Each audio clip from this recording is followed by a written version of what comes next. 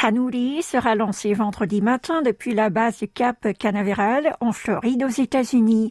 La première sonde lunaire sud-coréenne avait été transportée le mois dernier dans un conteneur spécial anti-vibration. Depuis, elle a été soumise à différents examens pour vérifier son état.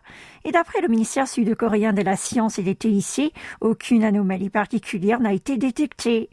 Le problème réside plutôt sur l'état de la fusée Falcon 9 de SpaceX, sur laquelle elle sera chargée. À l'origine, Tanuri devait être lancée aujourd'hui, mais l'entreprise américaine a déclaré il y a une semaine que le tir avait dû être retardé de quelques jours car des travaux supplémentaires sur la fusée étaient nécessaires.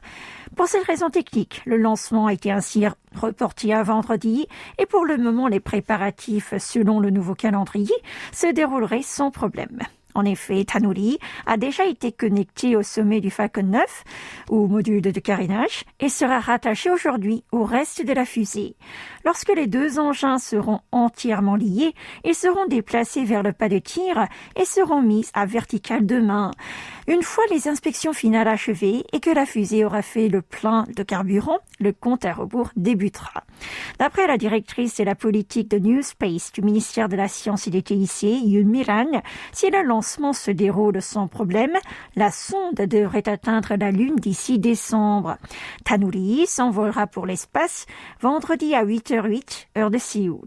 Environ 40 minutes après le tir, elle se séparera de la fusée Falcon 9 et pourra capturer des images et vidéos à l'aide de sa propre caméra. Et une heure après, le résultat de la première communication avec la sonde sera annoncé.